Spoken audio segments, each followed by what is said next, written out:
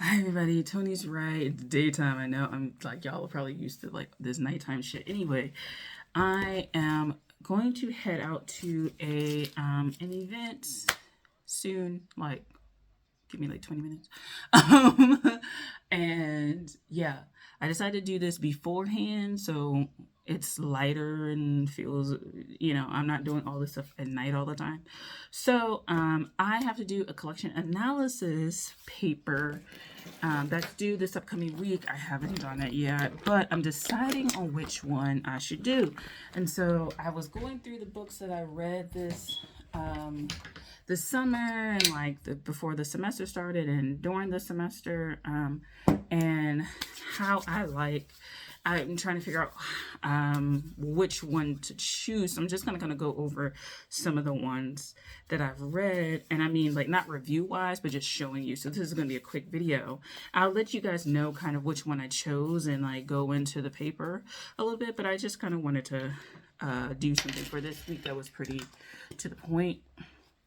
So yeah, so the first ones are ones that I read like for class, and then there's some other ones I did for like personal things. So Brenda Shaughnessy Out Andromeda.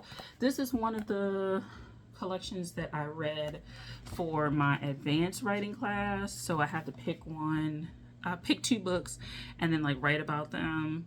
The first one I did was The Wild Iris, and then the second one was Out Andromeda. So this is one of the options I have. I'm trying to pick collections that like I've started to read and I'm closer to finishing because it's due this week, or ones that I've completed. And so this is one that I did. So Out Andromeda, I don't know if I've finished everything, but Out Andromeda is one. Next we have The Hurting Kind by Ada Limon. She was the Poet Laureate of the United States. She just finished her term the last few months. So we have a new Poet Laureate now of the US. Hurting Kind, I read this in one of my literature classes where we explore like all the genres that we offer at the program. So creative nonfiction, like memoir, poetry, fiction. So this was the poetry section that we read for the class. So we did that. So I like this one. I'm leaning towards maybe this one because I did really finish it and I like wrote about it and stuff like that. So this one may be more on the yes side. This one is okay, but I kind of feel like I have to get back into it a little bit. Other ones. So other ones that I've read and like completed, I just finished in the last month or so Richard Peabody's Guinness on the Quay. So I could go over this one as well. I'm leaning more towards no for this one just because like while I finished it, it was my personal favorite, so I don't know if I'm going to be inclined to like want to write about it. You know what I'm saying? But yeah, Richard Peabody Guinness the Quay. I did a little review on it. If you want to check that out, it's on the channel. We have Richard Seekins Crush. I feel like I might lean towards yes on this one, although I feel like diving into it takes a little bit of time. So I'm kind of like, man. Yes to this one because I feel like as far as experimentation goes, this leans more towards what I want to do or some things that I want to do, and it gave me ideas of how to do it. I think that works. I think this book works well as instruction for me.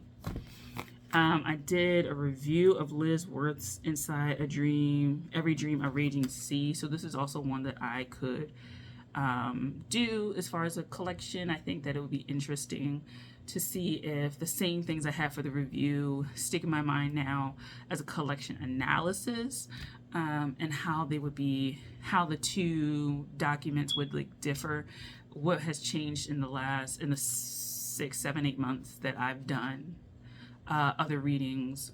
What can I offer, like a fresh pair, a revisit.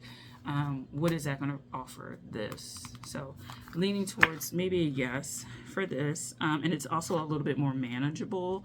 Like that was another thing. I didn't want books that were kind of like 100+ pages, because that's exhausting for me. And then also I just don't know.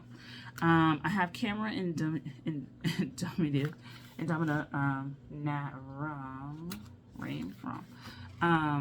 So I enjoyed this one. And this might lean, I'm gonna lean this on the no, because I know what this is. But this is one that I'm considering to think about. But I'll put it more on the no side because it is someone's someone's collection that I know. So there's that. We have Some Are Always Hungry, Jihyun Yoon. I enjoyed this one. I felt like I could go through it. I feel like I could do something about I think I could write a collection analysis of this, but I also am kind of like less invested. Because I said that in my review, I was not as invested in reading this as I thought it would be, but I finished it. So this is a maybe for me. I'm gonna lean it and put it in the middle. It's a maybe. And then we have Louise Gluck's Ararat.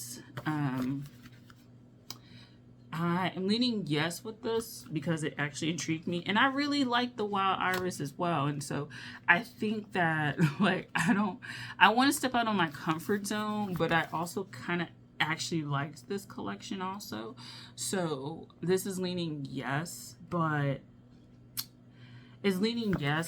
I still have my reservations about whether or not it should be done, because I did choose the Wild Iris, and so I'm familiar with this poet now, and so I'm kind of like questioning my decisions. So so this is more of a no. These are more of the no's, just because I think I would have to reread this, and I feel like I wasn't as connected, and maybe upon second reread I'll like it. This one I wasn't the biggest fan of, and this person I kind of know. So I don't want to do the collections on those. Okay, these are the maybes. Louise Gluck, Some Are Always Hungry. So there's that. And then the yeses for right now are Inside Every Dream, A Raging Sea, Crush, and The Hurting Kind. And then two poetry books that I could technically try and read this week to do the collection. A Shiver in the Leaves by Luther Hughes. So it's kind of funny because I started this last year or something like that. I had jury duty, and the thing with jury duty, it's one of the people I was looking into. When you have jury duty, it's you can be there all day, and if the movie that they play is not interesting, because they play movies as well, I go to. They play movies, and if the movie's not interesting, usually I end up watching anyway. But if the movie's not interesting, you end up reading, and then sometimes you get called, and it's so I kind of was interested in this. I think I was skipping around a little bit. And so when I do that, it means I'm not as interested in it at the moment. And so I need to kind of think about whether or not. So this is still a maybe, but it was on my bookshelf and I pulled it because I was like, well, I could try and read it.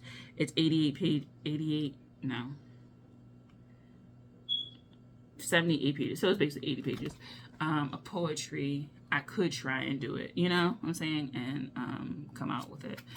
And then I got this one today. I went to a store called Mahogany Books. I went with my friends to the National Harbor and to celebrate a birthday, and we stopped by Mahogany Books and got some books. So I got this poetry collection, Blue Opening by Shayla Sabri. I'm so sorry.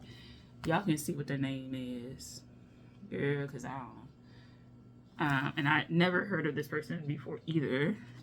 So yeah, I'm looking through. I might choose this one because I haven't explored them, so it would be a fresh kind of perspective. It's not that long at 70 pages. Yeah, at 70 pages. It's not that long. I could do a few poems a day. And get through it and make my collection analysis. So this is part of the yes pile, because I do want to challenge myself to read more and more people. So this is it.